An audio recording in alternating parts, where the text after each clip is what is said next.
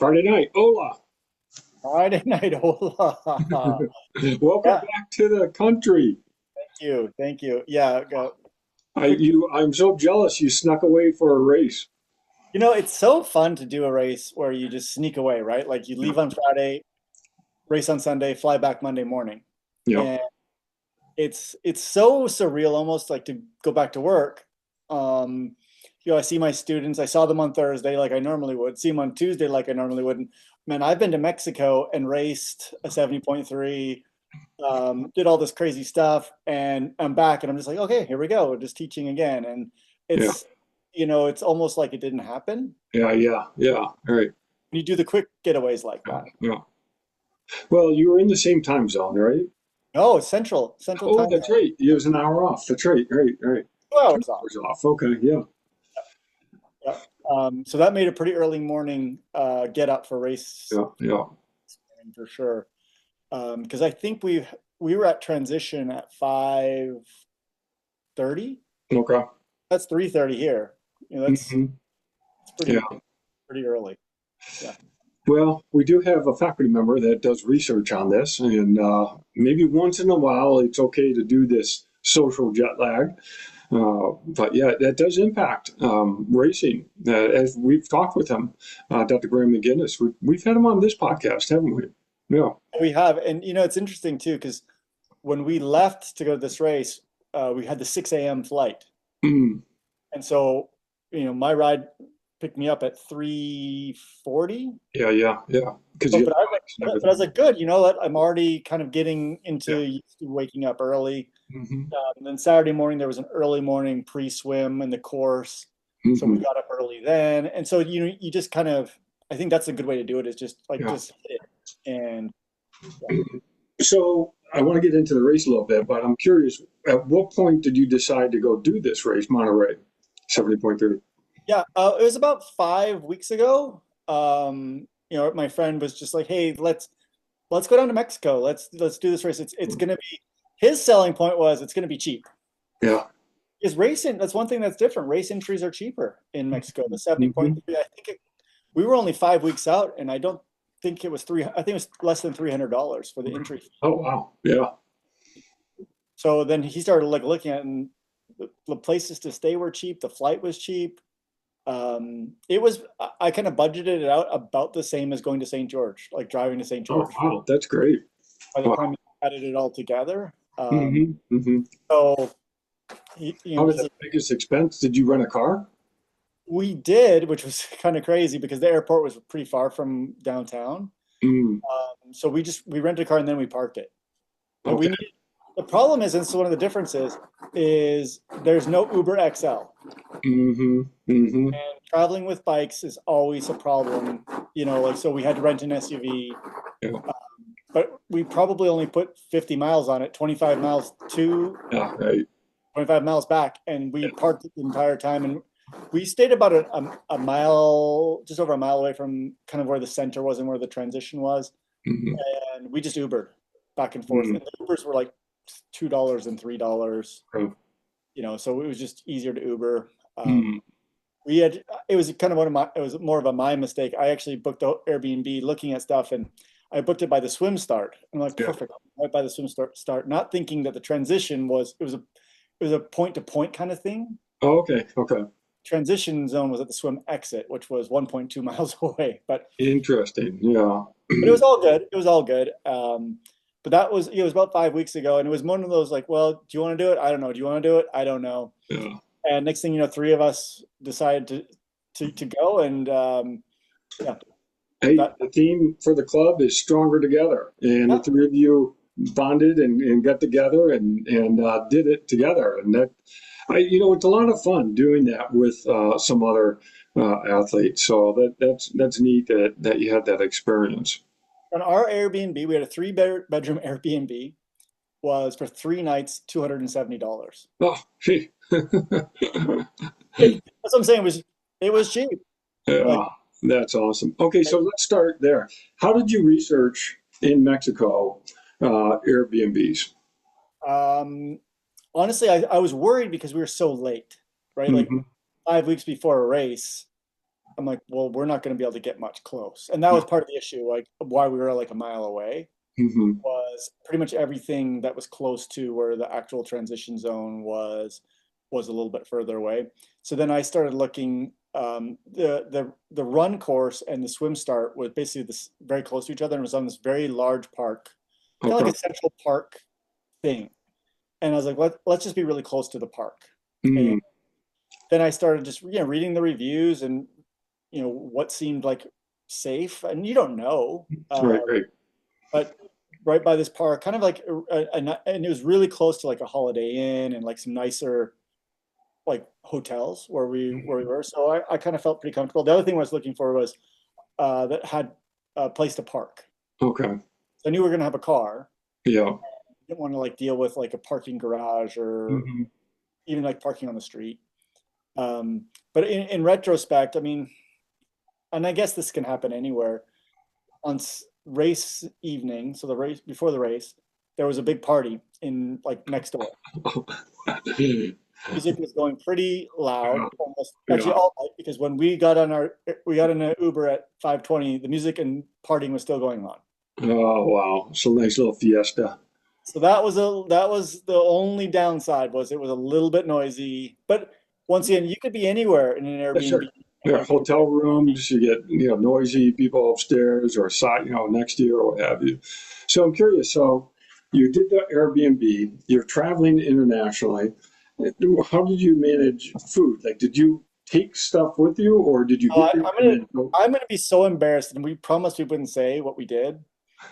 But just so you know, like, and this is actually something I teach. I teach like health and foodborne illnesses while Mhm. traveling with teams. It's a really important thing to know Yeah. what you can and can't do.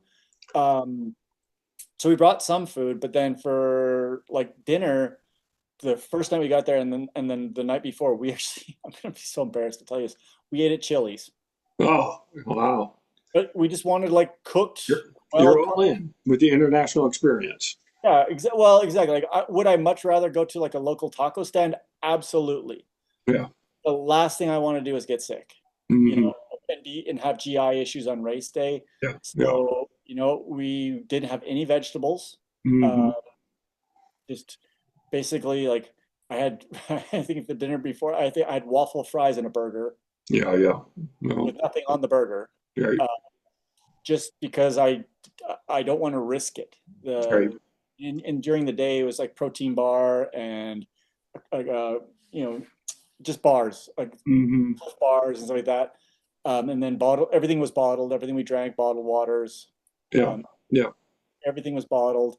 And then, like, honestly, then after the race, we went to a local place. I had like a aqua fresca Yeah. and Yeah. enchiladas, and because I mean, if I'm gonna get sick, okay, but I'm gonna Yeah. enjoy some stuff. Some stuff. I Right. still wouldn't eat like uncooked like Right. vegetables, things like Yeah. salads and stuff like that. Hmm. But I think you need to be careful in places like that where it's not that it's not clean, it's just different. Yeah. Right. And so we were very careful about what Hmm. we. Yeah. That's the challenge. And, I raced in Campeche last year. And on one hand, I just want to go enjoy the international experience, take everything in, including food. But at Yeah, the same time, you don't travel all the way there to end up with GI problems before you even get to the start line. And so it is a balance of trying to enjoy the atmosphere, the festivities, the food as well, and not getting sick. And it's not an easy balance to strike. But I did the same thing as you. I waited until after the race to really say, okay, now I'll order something, you know, a little more risky off the menu versus something that I felt was pretty well cooked or what have you, and yeah, no water, just because it's just different. It's and the body's just not may not be ready for it. you went to Campeche. Did you have like was it 2 or 3 days before? Yeah, I went down. I think it was a couple of days before. Thinking back, I think I got there Wednesday. And I always like to get early, and I think it did have a little bit on Wednesday, but not full blown menu for, I was still eating very cautious. I had a lot of, I took like oatmeal packets that I could add water to and things like that. So that was my main food. And then I'd supplement it with, something more local at that point. The same is true though. Like if I go to races, even in the United States, Oh, like totally. Yeah, it's anywhere. it's very controlled. I'm going to be extremely cautious. I'm not going to put anything in my system that's going Yeah. to potentially lead to GI distress.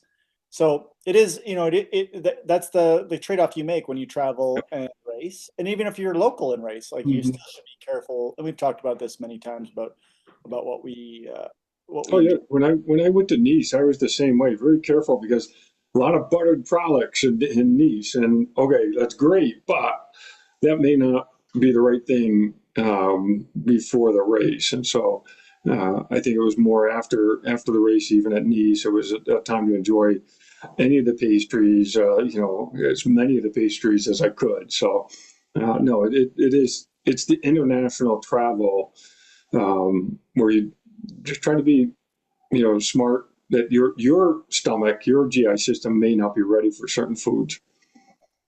So I'm going to ask you a question. So when you went to Campeche, not much English being spoke there. Yeah, no, really And not. same in Monterrey.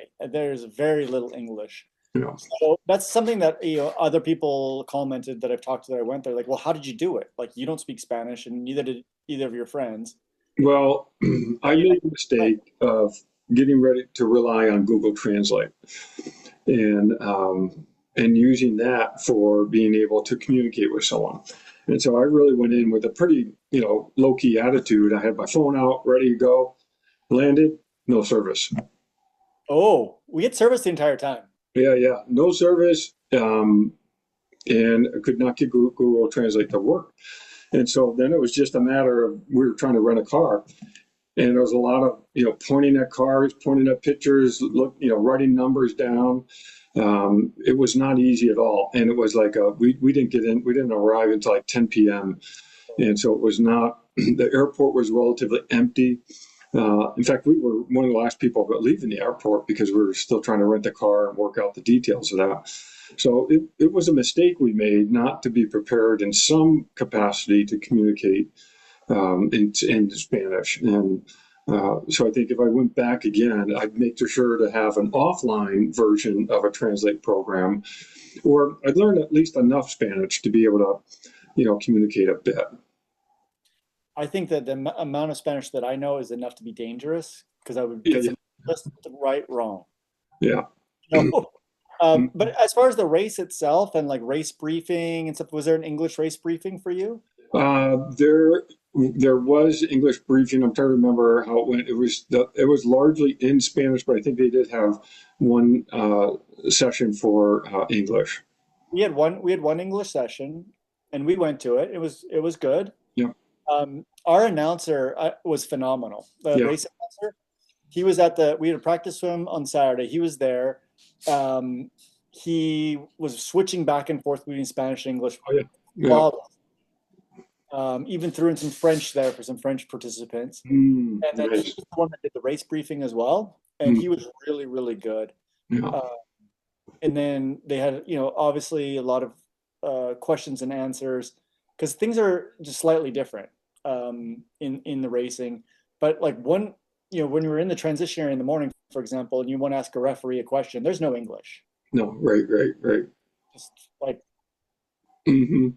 it is what it is. Yeah. And you do Mhm. you do your best. But I think sometimes we have athletes, at least ones that I've talked to, that are nervous to go race in a country where they don't speak the language and where there's little English. I know when everyone went to Finland, you know, yeah, you don't speak Finnish, but there's a lot of English Yeah, things. yeah, right, right. But some of these countries, there's very, very little.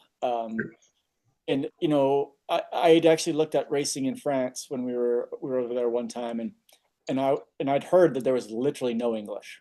Oh, wow. Hmm. They said it was, and like you need to be prepared. Like Hmm. nothing, the guide, there's nothing in English. There's not going to be an English race briefing. It's all French, and Hmm. so you got to be prepared for that. Yeah, And right. um, but you can do it. Like triathlon is triathlon. Yeah. It's still swim, bike, and run. Uh, Hmm. Yeah, there might be some idiosyncrasies, but you can kind of get by. No, totally. And but you are right. When you're down there at transition at the start, you're not likely going to find someone to speak English. And it's when I did it in Campeche, it was the same thing. It was just trying to figure out the logistics. I thought I knew what they were, but I didn't quite know what they were at the end of the day. And I just kept trying to remind myself, I'm in their country. I'm a guest, and I'm just trying to figure things out. And people are generally helpful when you take that approach that we're there to enjoy their country and to try to figure out how to set things up and which way to lead the transition area. Even a lot of that I thought I knew ahead of time, but race morning it was just a little different than the way that I had understood it to be laid out. But we worked it through and got it. You think that they have the same rules that they have.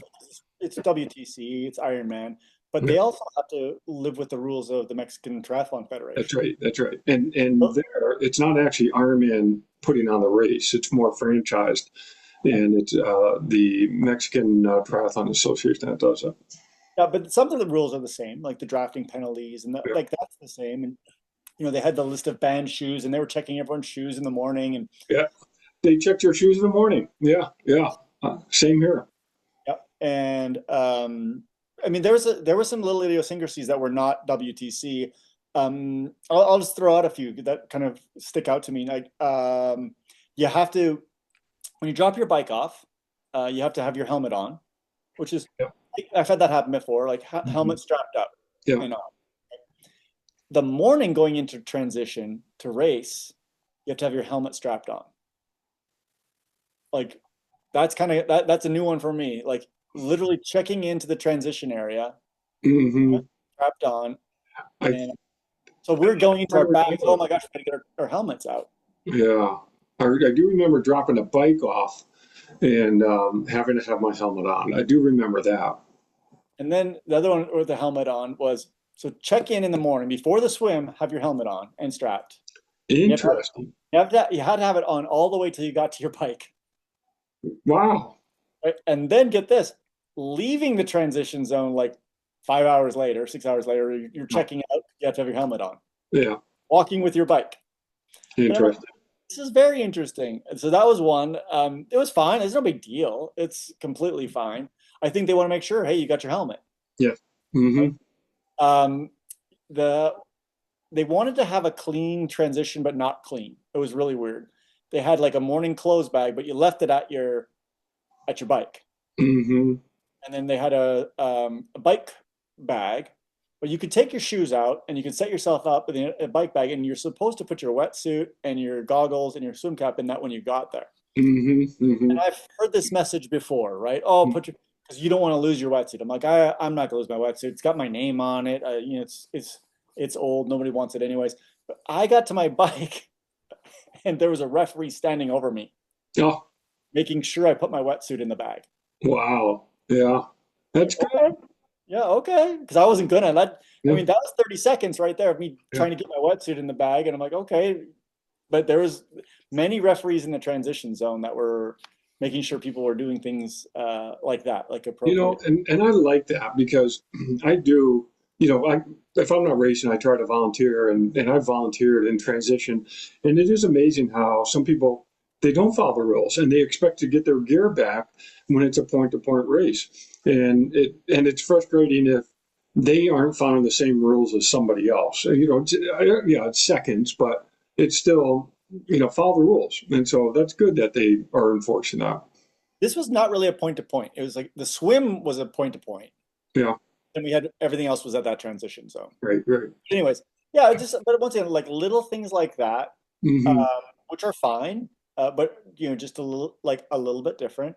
They were very. I'll tell you on the race briefing. I've never had this happen before. I know. I wonder if they did this at yours. I'm going to ask because you went to the race briefing. Did they take out a big string to show you how big six bike Oh yeah, lengths were? yeah. Yeah, I think it's a Mexican thing. Like I've never been to a race where they brought out the big string and they had little markers of each bike length. yeah. I've had a couple races do that, even in North America. But yeah, it's a good visual. I was really happy about it. I'm like, okay, like this really puts it into perspective for people, like Yeah. how far apart it Yep. was. Right. Hmm. And I'll also tell you, very little drafting in the race, Oh, good. very little. But Hmm. I'll also tell you, I don't know how's in Campeche, but they blocked off the main highway going in and out of that town, three Wow. lanes of freeway in both directions. That they did that in Campeche too. They had 3 lanes of freeway. Hmm. And so people, but the only thing was people were riding on all 3 lanes. Okay. Wow. Nobody was riding right. And Mm-hmm. people were just looking for the smoothest sections for the most part. Right. But it really kept the drafting away. Like when you're spread across three Spread lanes, out this way and this way. Yeah. you know.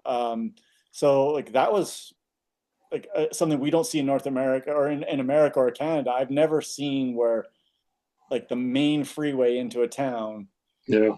blocked off. And how many athletes did the race? Well, they said there was gonna be 2,000, but I think they ended up with only like 1,400 starters. Okay. Okay. That's a good number. Yeah, yeah. It was 1,400 starters, and there was a two-loop bike course on Mhm. basically on a freeway. Yeah. So I never felt like even when we were starting to catch people on this, they were on their first lap, and I was on my second lap. There was tons of room. Hmm. Hmm. Yep. But so that was kind of odd. The other thing that I don't know how it was in Campeche, but when you got to downtown, were you on cobbles? Uh, uh, I don't think we had cobble on the bike. We had it on the run for sure, but we did have major speed bumps and reflective markers that Oh, the were big reflective mark. supersized. Yeah, they Yeah, were they were they were bumpy. yeah. We had to ride on cobbles for a significant amount. It was I said, probably almost 3 miles of cobbles, two oh, laps, about a mile and a half each. oh, And man, I got to be honest with you, I've never had a forearm cramp riding my bike before. did you I stay mean, in arrow or were you on the drop? no, oh Yeah, no, yeah, it was so bumpy. really? And Okay. I mean, bottles are popping out left and Yeah, right. yeah, Parts of bikes are on the ground, yeah, and I'm just like, I'm hoping my bike stays together. yeah, yeah, yeah. All right, Seriously, right. I got a forearm cramp because Oh, I was holding on so hard, yeah, yeah, because you're still racing, you're still trying to yeah. go Sure. relatively fast, Mm-hmm. and I think that's the like I've ridden on cobbles in Europe and stuff like that before, but never racing on a time trial bike, like actually Yeah, trying yeah. to. No. Did it now it looked like in one of the videos that the roads were a little slick. Was there some rain or moisture or The cobbles were just that slippery.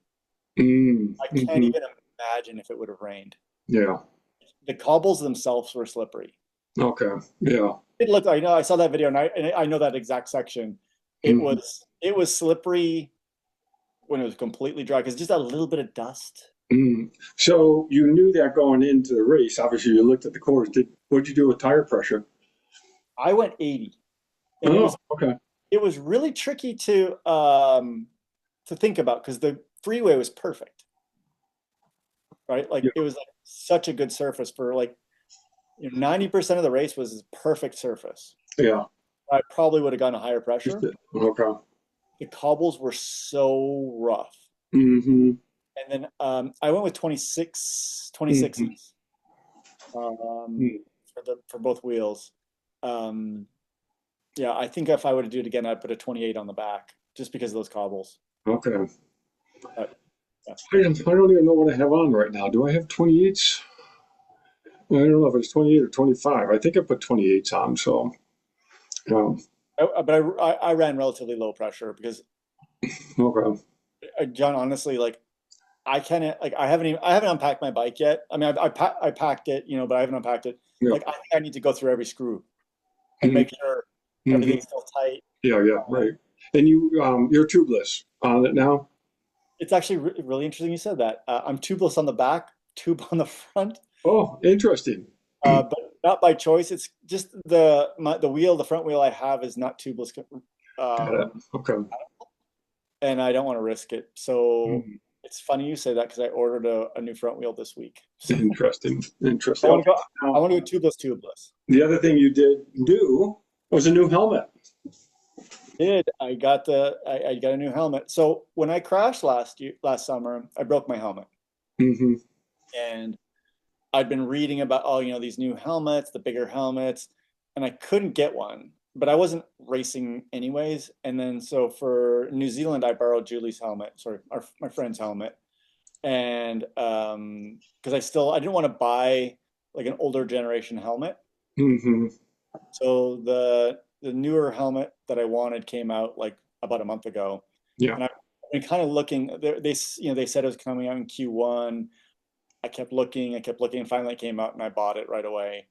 And so yeah, first time on it's a Rudy Project Wing Dream helmet. It is goofy looking. Hmm. Yeah. I think it's pretty fast. Yeah. Yeah. You're not going to win any, you know, I don't know, profile pick awards with that helmet, but yeah, it is reporting to be very forgiving in terms of aerodynamics. And forgiving meaning that if you're looking left, you're looking right, even if you set up a little bit, that you're still getting the most aero bang for the buck with that helmet. Yeah, so I had a new helmet, and then I think that's all that was new for the race. I don't think I had anything else. It's kind of funny when you think about like racing. Usually we try, we say no, don't do anything new. We usually try something anyways. Yeah, Uh, yeah, I mean, I rode a couple times in it yeah. occasionally. Right? Well, and both of us have race helmets, and then we have our regular everyday helmets. And so, race helmet, what do you want to be familiar with as this is the first time you're racing in it, but obviously you did some things ahead of time. What's the most important thing to just feel comfortable on it? Honestly, it was the first thing was getting it on and off. It had a Yeah, little bit of a yeah, strange yeah. class, and it actually I had to practice many times to get it. So because like when you get it on and get it off, you want to get it on and off quick That's right. That's right. and see it. So like you're grabbing under your chin, Hmm. and then as far as like when it's on, vision is number one for me. Yeah. Like actually, can I be an arrow and can Yeah. I see? Hmm. And the interesting thing is what you don't think of is after 2 hours. Right? Hmm. Your head starts to drop a little bit more, your neck Yeah. muscles get a little bit more fatigued. So just training Hmm. around here, I was fine. I could see no problem. But after about 2 hours, I was noticing like my head fatigue a little bit. And I was having trouble actually seeing far enough down the road. Hmm. But I think that's something that I could train. Yeah. Yeah. I just haven't ridden enough in Aero. And then this one, the visor doesn't flip up. Yeah, right. How was that? It's interesting. There's a ton of airflow. It doesn't have that big of it's. I mean, it's a big visor, but it doesn't go down very low, like Hmm. above your nose, and so there's a lot of airflow on your face. I'm thinking of like, for example, when we go to Snow Canyon in St. George, I love to take my Yeah, me too. visor Hmm. off. I'm not going to be able to, and that's going to Yeah. be, a little bit of a downside. Hmm. But I'm hoping I'm getting. I don't know. I saw it tested on other people. 7 watts, 5 watts, 10 watts. I'm Hmm. hoping I'm getting 5 watts, and for Yeah, 5 watts, I'll that's get a little. huge. Yeah. That's huge. Well, a little plug in for membership with the Tri Club. You can log into your account on our webpage, go to discount codes, and we've got Rudy Project 35% off for that helmet. So, Yeah, it's a great deal. Um, and honestly, it was very comfortable helmet hmm, for me, but that's also person specific, right? Like I've tried helmets that they're just not comfortable for me. They press yeah, my ear in. yeah, Uh, yeah, right. it doesn't really press on your ear at all, which is good. Hmm. Yeah, I don't like the feeling my ears being pressed. Did you go what? Oh, you went white, right? I went white. Yep, Yeah, yeah, just because for thermal reasons. right, right. So I went with the white one. And I got to be honest with you, the one big actually downside of this, there's no case for it. Oh, weird. You can't buy a case for it. So, It's too wide. Yeah, yeah. So what'd you do? Keep the well, box?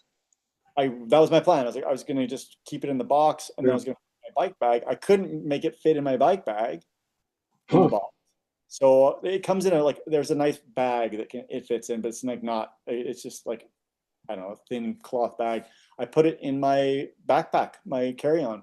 Okay, I was going to say, do your carry on and just wear it on the plane. I wore through security and everything. No, Uh, I just the carry on. So that's one downside. I'm yeah, hoping that they'll eventually Rudy Project will come up with a case for it. yeah, that seems to be a no-brainer to come up with that accessory. Yeah, I mean, it's a it's even with a discount, it's quite an expensive helmet, Yeah, and yeah. they can easily become broken if they get hit the wrong way. Mhm. And it's so big that it would take up half of my suitcase. Yeah, interesting. So, did you order an extra visor, or do you have an extra visor? It came with one. Okay. 'Cause the visors are $125 each. Mm, So maybe with my 35% discount, I'll order another visor. yeah, yeah. All right. So, bike ride was nice though. It was challenging. It was it was interesting. Like I've never ridden a course quite like that where it was just mostly like I said, we had the cobble section, but when you weren't on cobbles, you were on good highway. Yeah. And but it's also still Mexico, and Mexico good highway is still there'll be a pothole in the middle of. It's the same here. Like you can be on the I-15 and there's a pothole, and so I did knock my teeth out almost once on a pothole because I was looking at my computer and instead of looking ahead. But I really actually enjoyed the bike course a lot, but Yeah. not it's not my bike course. Like I don't like I need to climb. I'm a light guy, you Yeah. know. When I looked at like the top bike splits and the people at the award ceremony, they're big guys. Yeah. Yeah. Right. Right. Right. On a flat course on good Hmm. tarmac, like Yeah. me putting out 190 watts isn't going to cut it, right? Hmm. Hmm. And as aero and as small as I am, Yeah. it's just not. I mean, I enjoyed it, but it's not like a course that I'm going to win like Yeah. the bike, Great. Hmm. uh, which is fine. I think I ended up with the sixth best bike split in my age group, so it's still as That's happy. awesome. I mean, Uh, for again, your road back to racing is what you're on right now. So we totally skipped the swim because the swim was unique too. Swim was fun, like so phenomenal. I don't know in Campeche, where did you swim? Let's ask that first. We swam in the ocean, and Oh, yeah, I okay. loved it. It was an afternoon swim start, so it was interesting standing in the sun before.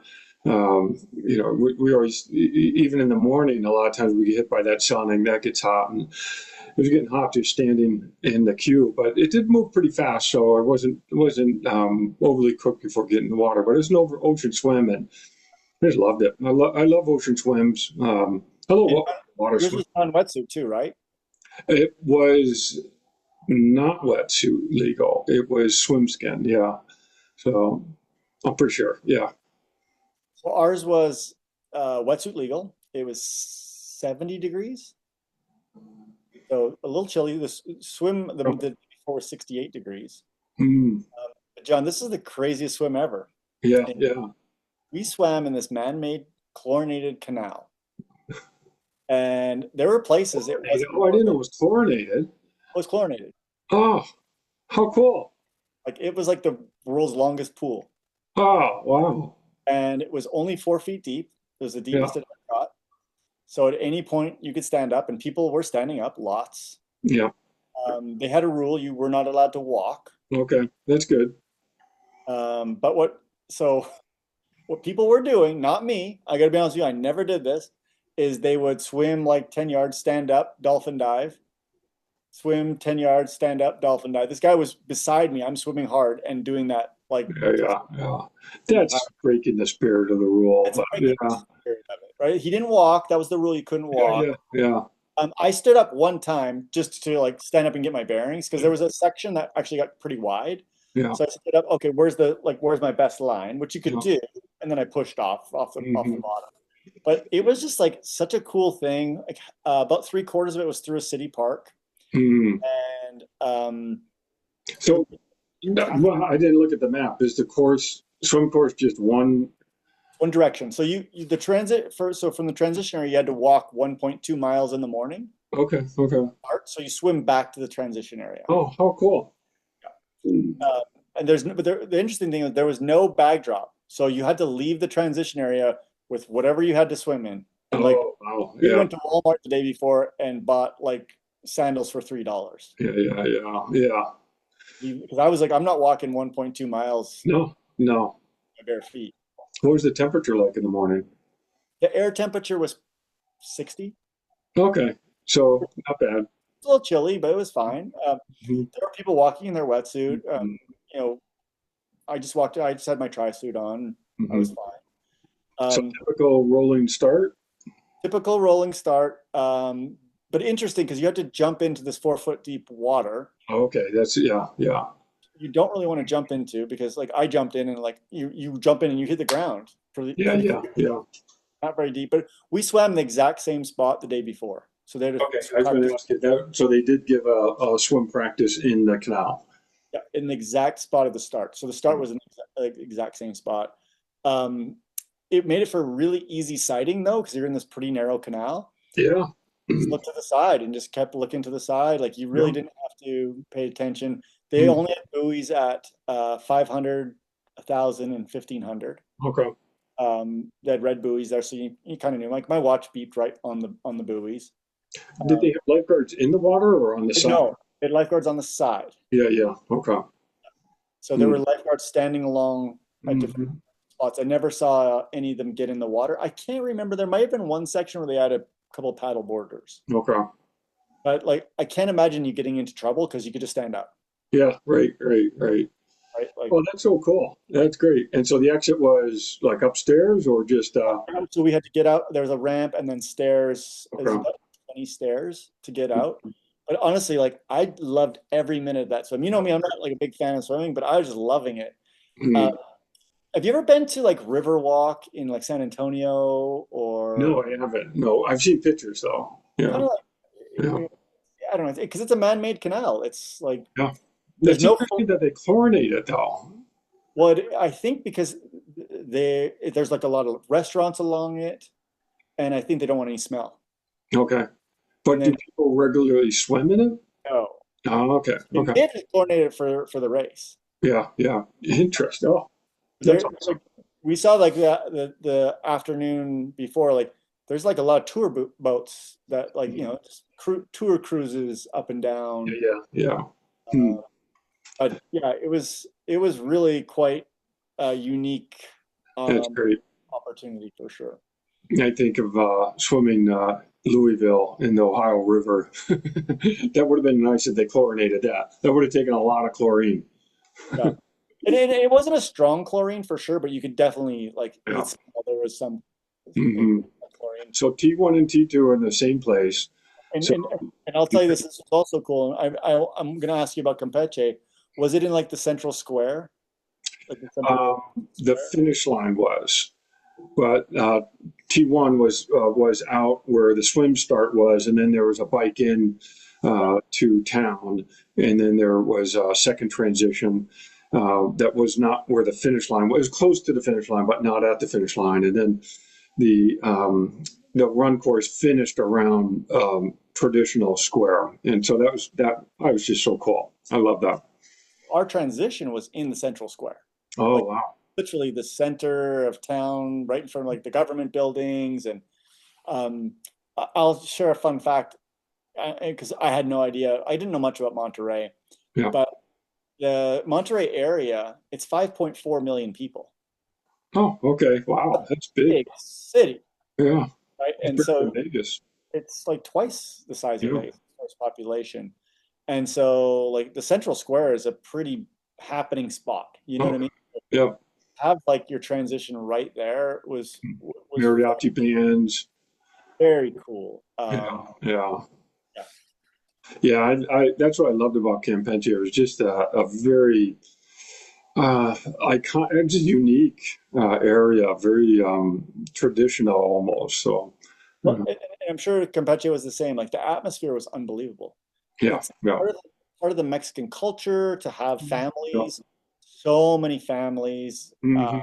people kind of partying along, and the jubilation of people. Yeah, The yeah. other thing I think is interesting in Mexico, where I haven't seen this before, is just the amount of young people racing. Hmm. Like the Hmm. biggest age groups were the younger age groups. Oh, interesting. That's good. It's so good, right? Yeah, And because that, so many families were all like cheering for their kids, and yeah. like to me, like that's something that we are, desperately missing in America is young very people much. on. Hmm. And our oldest age groups tend to be older, and theirs were definitely younger. And Hmm. to me, like that was like awesome. Like just the culture and the triathlon culture is very strong there. That's good. And okay, so now on the run course. Run course was to your liking, or Oh, for sure. So we yeah. ran along the canal that we swam, which was amazing. Hmm. And then we go into this huge park, like, Mm. and it's Sunday in Mexico, so everybody's out at the park. Yeah, yeah.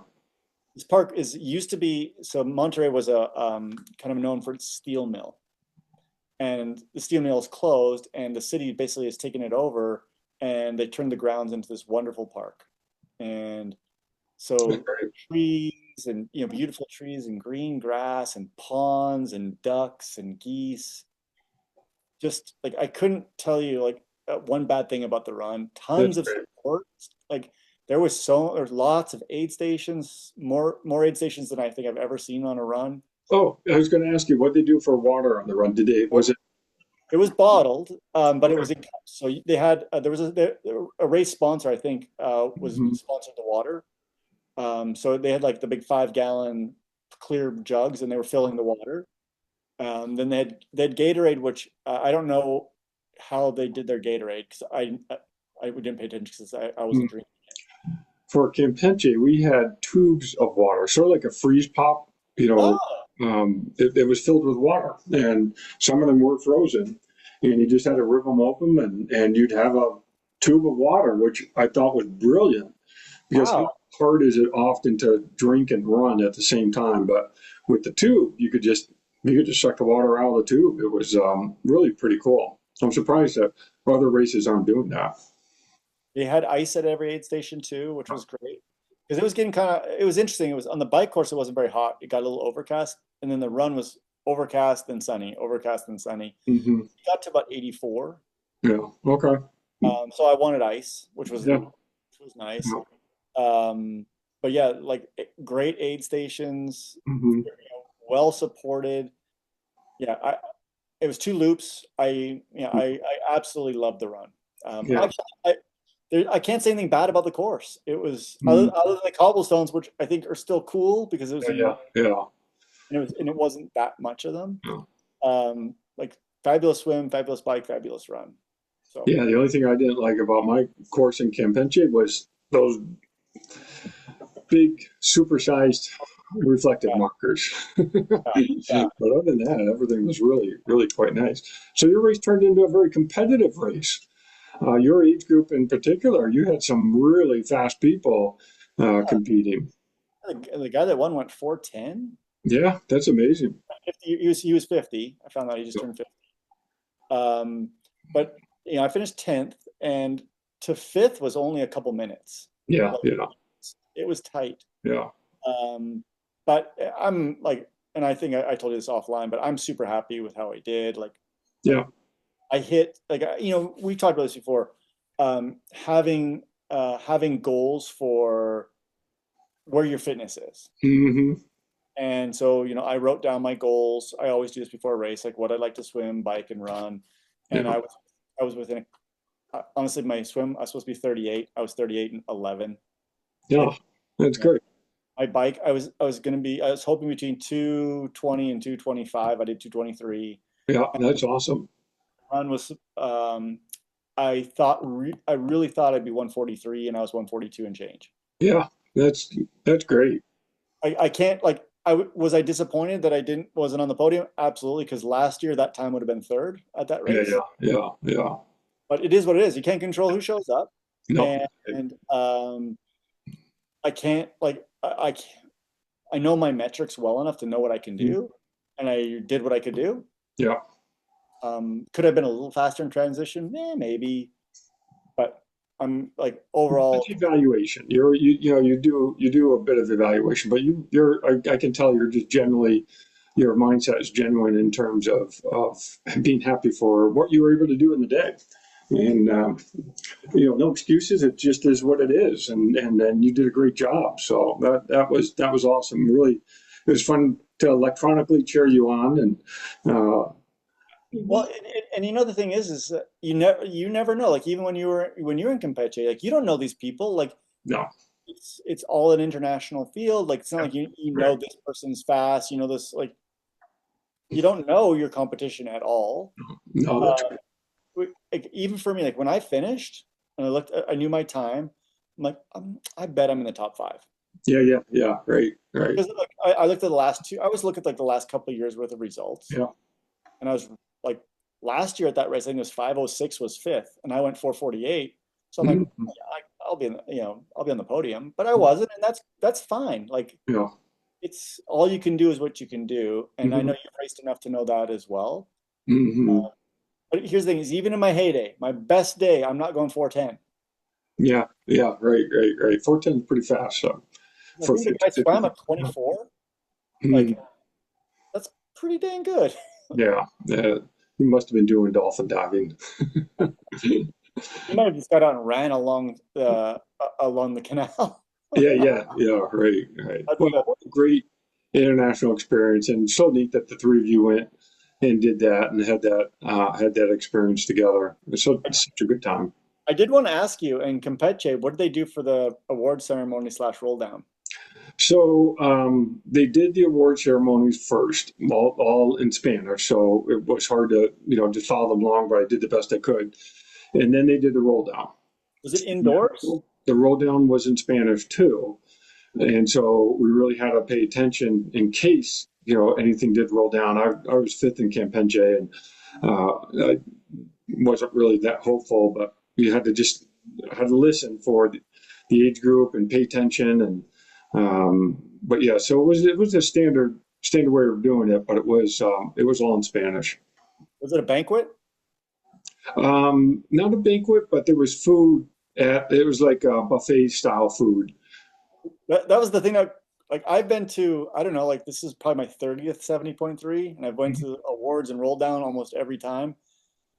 There was fully catered, like Yeah, it looked good. buffet, drinks, indoor inside the Crown Plaza Hotel. Yeah, that's nice. They had a ballroom. We got there a little early, and we're like, oh yeah, it's kind of whoa, cool food. Like, all right, so let's get a little snack.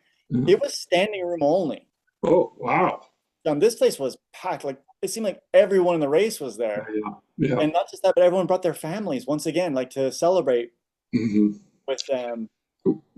And just, like Now you said that. I mean, the award ceremony at Campeche, it was in a room, and there was standing. It was standing room. It was every seat taken, and people were there. Yeah, so I'm thinking about like our races in America. Like one of the things we see is oftentimes people don't go to the award ceremony yeah. Hmm. when they get awards. Hmm. People don't go to the roll down, which I that's fine with me because maybe I'll get a Yeah. spot. But in Mexico, there was not one person, one podium spot that was missing, Yeah, yeah. and even the roll down. I'm telling you, like every age group was quick. It was like Hmm. top two, top three, gone. And I wonder if it's because they've made it an event, right? Where it's Hmm. actually Hmm. it's Yeah, indoors. It's a little bit later. It started at 6, and it was interesting 6 on a Sunday. yeah, yeah. But man, it was, and there were people like we didn't know they were dressed nice Yeah. and Oh, wow. Yeah, we're nice. looking like bums, and but once again, what a great like experience Yeah, to see that, yeah. and I wonder if that helps build culture as well. Where you actually make an event of the awards Hmm. and roll down, not just oh hey the awards are for and you Yeah. know if you want. There there were people at our table that they weren't even getting an award. They're just there because that was the thing to do. Like I was Just talking there to enjoy it. like, what did you guys do? Oh, we did the relay. Well, I'm like, well, did you win? No, no, we finished fifth. And there's only awards for the top three relays. Mm-hmm. They're just there to like be part of Just have fun. just have fun. That's awesome. Well, yeah, I got my largest trophy at Campeche, so And the trophy was even bigger this year. So our friend got a trophy. yeah. And he was like, oh my gosh, this is like 5 pounds. Oh goodness. How am I going to get this home? Yeah, yeah, right. So that's the other thing they do well in Mexico. They've got great Yeah, awards. yeah, that's great. That's the one downside of not getting on the podium. I'm happy with my times and everything, but man, I would have liked one of those big Yeah, awards. yeah, yeah. Well, I have to go back. No, that was our thing. We talked about that too. It's like we need to plan to go back, Yeah, and we want to do like an early season race. There's that one. There's the Campeche race, which is next weekend. yeah, And now there's Acapulco 70.3 in yeah. November. Hmm.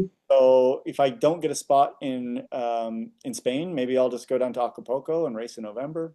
Yeah, yeah, yeah. Um, like It, it's definitely now going to be a regular stop is to go to Mexico maybe well, once a year. it's such a neat international experience, and it's just like you said, it's a flight away, a short flight away. So it's really, yeah, that was south of Houston, and so yeah, it is a direct flight. No, that's the only thing. There is direct flights from Vegas to Monterrey, but we didn't trust the low cost airline that flew Yeah. because the reviews were kind of bad. Hmm. So because we flew an American carrier and also with your bikes and stuff like that. So we actually had to go through San Francisco to get there, which was silly, going the wrong way. Hmm. But on the way back, we went through Houston. No Um, problem. it's less than an hour flight to Yeah, go from Monterey to Houston. that's great. No, Well, it was traveling and all good. racing is great. Yeah. Sorry, go ahead. Go ahead. Sorry, you go. Oh, I was just going to say, traveling and racing is great. Internationally traveling, I love as well. So that's great that you had that trip. I gotta also tell you, like, this is my second trip with the bike bag that you don't take the aero bars off, Okay. the Scion bags. I know a Yep. lot of people are using those. Man, that is nice when you're traveling. It's easy setup, Like, easy breakdown.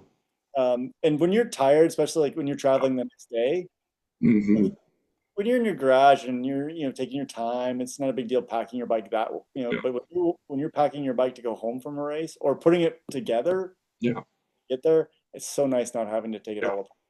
So another, Well, I another still take my derailleur off for that bag. I took my derailleur off for Yeah. sure. Hmm.